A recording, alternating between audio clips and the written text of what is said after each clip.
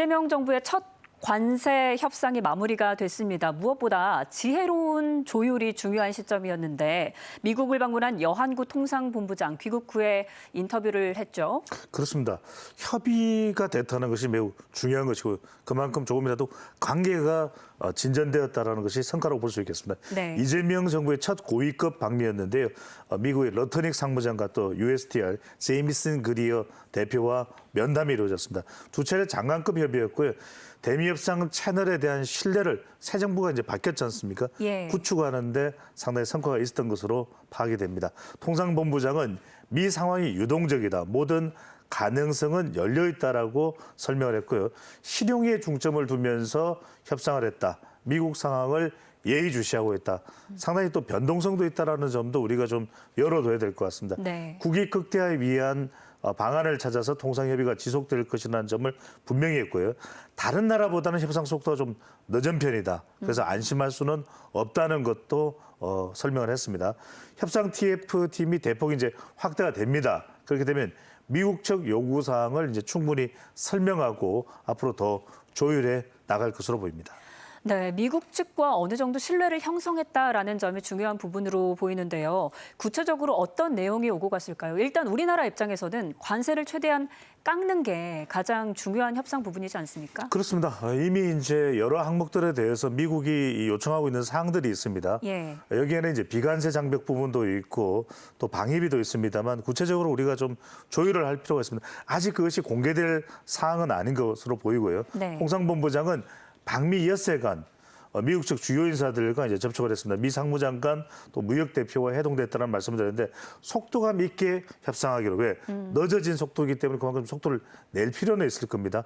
첫 고위급 회담으로 면담으로 상호 관세, 자동차 등 품목 관세의 면제를 요청을 한 상태입니다. 우리는 한미 FTA가 있고 또 자동차와 관련해서도 여러 차례 미국과의 어떤 조율이 되고 있는 부분이기 때문에 이 부분에 대해서 이제 요청을 한 사항인데 통상본부장은 미국 제조업 르네상스의 파트너십 기임을 강조하고 있습니다. 네. 왜냐하면 우리가 또 현지의 자동차 공장도 또 더 늘려서 또 확장이 되고 있죠.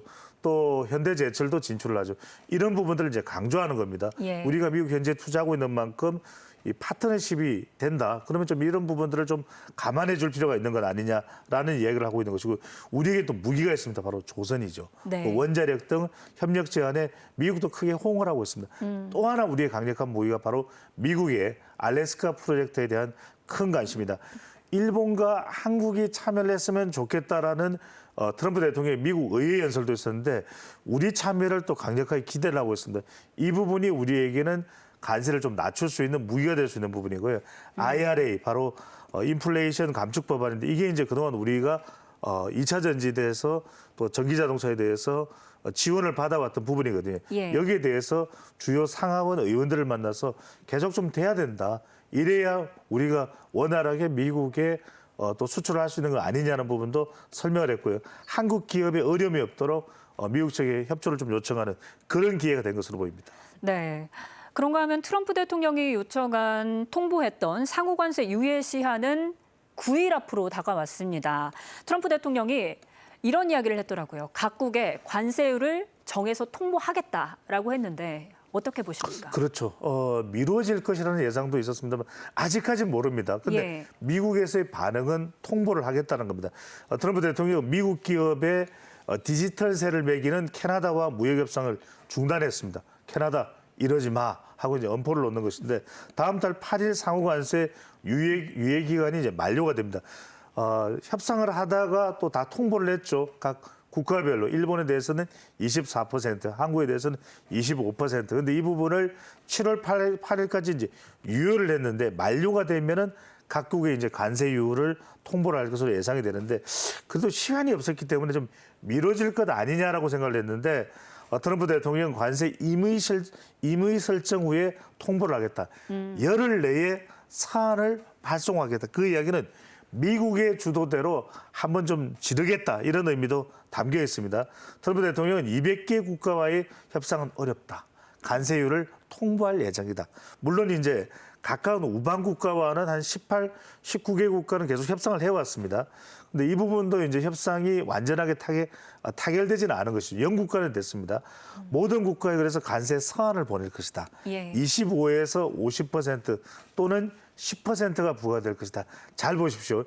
25%라는 것은 그대로 유지가 되는 겁니다. 그런데 한 50%가 된다는 건 어떤 국가에는 2배를 매기겠다. 대표적인 국가가 스페인 같은 국가입니다. 예. GDP 5%로 이 방위비를 청해가지 않겠다고 밝힌 스페인에 대해서는 2배를 물리겠다고 그러거든요. 그렇지만 10%를 부과한다는 이야기는 어떤 국가들은 가장 낮은 상호관세 기본 세율인 10%를 매기겠다. 이 이야기를 하면서 한국과 일본에 대해서는 낮은 차 관세 협정 가능성에 대해서는 일어나지 않을 것. 그러니까 트럼프 대통령이 다른 건 모르겠는데 자동차는 안 돼. 조정이 안 돼. 이렇게 이야기를 하고 있는 것입니다.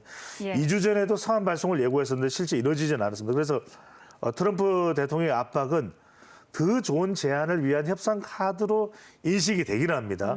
조금 기다려볼 필요는 있습니다만 이런 협상 카드로서 어떤 부분을 우리가 준비해야 될지도 만전을 기할 필요가 있을 것으로 보입니다. 네, 아니면 일부 국가만 콕 집어서 관세 유예를 연장해줄 가능성도 있지 않습니까? 그렇습니다. 여러 가지 시나리오가 나오고 있습니다. 방금 전에 차인크께서 말씀하셨던 대로 7월 8일 상호관세 유예가 만료됩니다만 연장 가능성과 협상 압박이 병행되고 있습니다. 예. 아시다시피 트럼프 대통령은 여러 생각들이 많습니다. 어떤 나라는 확 깎아줄 수도 있고 어떤 나라는 좀 유예를 해줄 수도 있고 연장해줄 수도 있고 어떤 나라는 확 2배 정도 더 물릴 수도 있기 때문에 알 수가 없습니다. 우리나라와의 관계는 나쁘진 않습니다. 백악관은 상호관세가 연장될 수 있을 것 트럼프가 결정한다 이렇게 얘기를 하고 있습니다.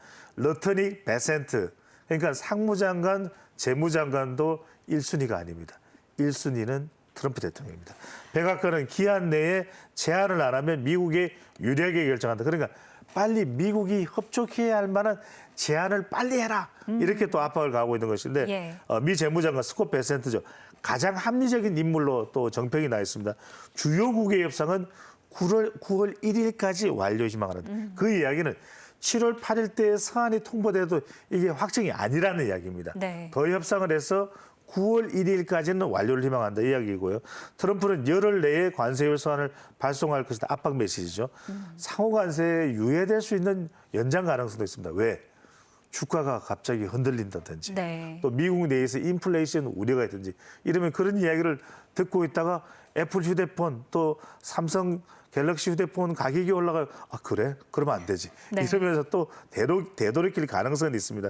그래서 모든 국가가 대상이 되는 것은 정말 개별적입니다. 그래서 미국과 무역협상의 속도 내라는 압박 메시지를 의하면서 우리는 어떻게 하면 트럼프 대통령과 최적의 조선이나 또 이 알래스카에 대해서는 굉장히 트럼프 대통령이 기가 솔깃하거든요. 네. 이런 부분들을 우리의 어떤 적극적인 무기로 삼을 필요가 있을 것으로 보입니다. 네, 그런데 관건은 일부 국가에 대해서 이 관세 유예 연장을 해준다면 우리나라가 거기에 이름을 올릴 수 있을지 여부 아니겠습니까? 그렇습니다. 어떻게 보십니까? 네, 그런 기대감도 가지고 있는데 어떨지는 모르겠습니다. 예. 왜냐하면 한국은 미국의 아주 중요한 국가고 트럼프 대통령도 그렇게 생각하고 있습니다. 그래서 우리도 지금 새 정부가 있기 때문에 이건 충분한 우린 이유가 되죠. 네. 시간이 더 걸릴 수밖에 없다.